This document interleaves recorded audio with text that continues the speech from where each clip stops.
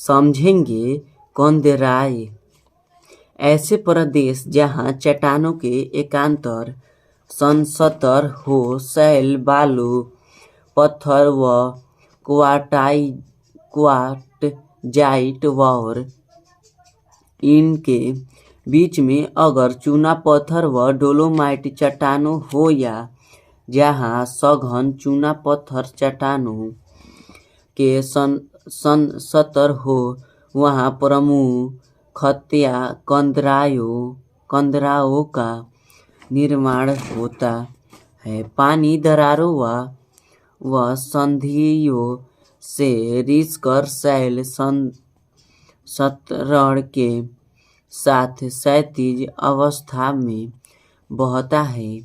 इसी तल संतरण के सहारे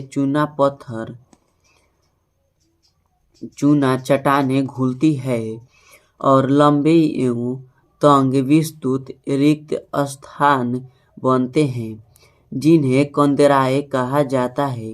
कभी कभी विभिन्न स्तरों पर कंदराओं का एक जाल सा बन जाता है, जो चूना पत्थर चट्टानों के तल व उनके बीच संतरित चट्टानों पर निर्भर है। प्रायः कंदराओं का एक खुला मुख होता है, जिससे कंदरा सरिताएं बाहर निकलती है। ऐसी कंदराएं जिनके दोनों सिरे खुले हो, उन्हें सुरंग टूनेल्स कहते हैं। निक्षेपित स्थल रूप। अधिकतर निक्षेपित स्थल रूप कंदराओं के भीतर ही निर्मित होते हैं। चूना पत्थर चट्टानों में मुख्य रसायन कैल्शियम कार्बोनेट हैं, जो कार्बन युक्त जल वर्षों में है। घुला हुआ कार्बन में शीघ्रता से घुल जाता है। जब इस जल का वाष्पीकरण होता है तो घुले हुए कैल्शियम कार्बोनेट का निक्षेपण हो जाता है, या जब चट्टानों की छत से जल वाष्पीकरण के साथ कार्बन डाइऑक्साइड गैस मुक्त हो जाती है, तो कैल्शियम कार्बोनेट के चट्टानी धरातल पर टपकने से निक्षेपण हो जाते हैं। स्टाइलेक्वाटाइट, स्टाइलेगामाइट और संतंभ स्टाइलेक्वालाइट विभिन्न मोटाइयों के लटकते हुए हिमस्तंभ जैसे होते हैं। प्रायः ये आधार पर या कंदरा की छत के पास मोटे होते हैं और अंत के छोर पर पतले होते जाते हैं। ये अनेक आकारों में दिखाई देते हैं। स्टाइलेग्माइट कंदराओं के फर्श से ऊपर की तरफ बढ़ते हैं। वास्तव में स्टाइलेग्माइट कंदराओं की छत से धरातल पर टपकने वाले चूना मिश्रित जल से बनते हैं, या स्टाइलेक्टाइट के ठीक नीचे पतले पाइप की आकृति में बनते हैं। स्टाइलेग्माइट एक स्तंभ के एक चपटी तस्तरी नुमा आकार में या समतल अथवा क्रेटर नुमा गड्ढे के आकार में विकसित हो जाते हैं। विभिन्न मोटाई के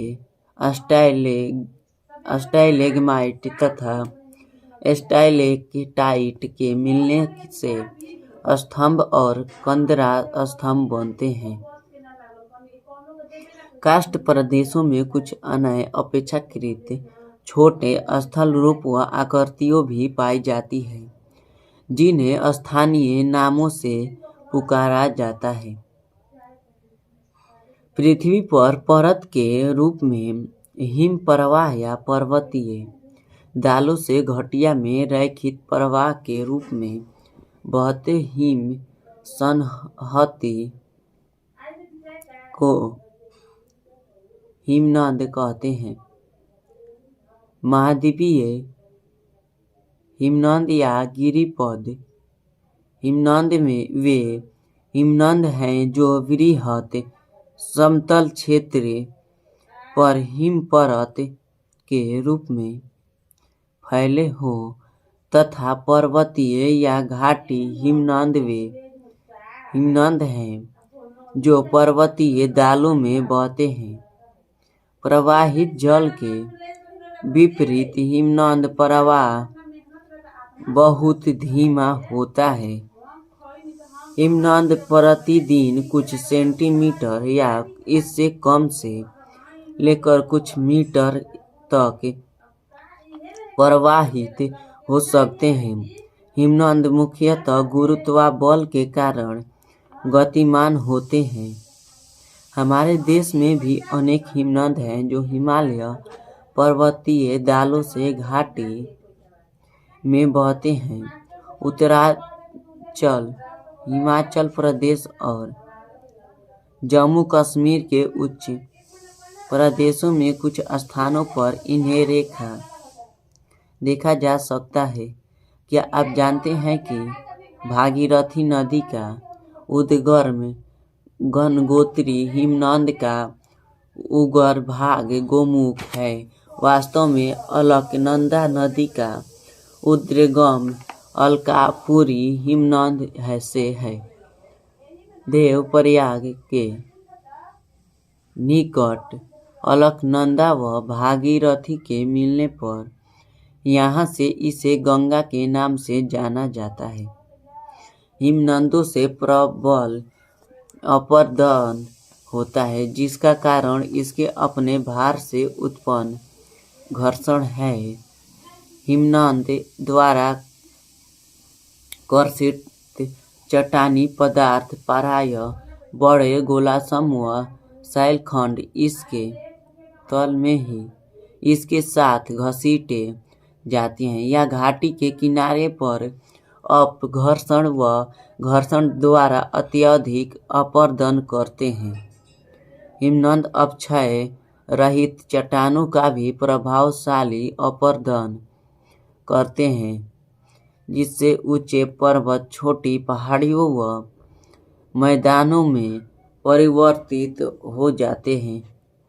हिमनद के लगातार संचालित होने से हिमनद मलबा हटला होता है, विभाजक नीचे हो जाते हैं और कालांतर में दाल इतने निमन हो जाते हैं।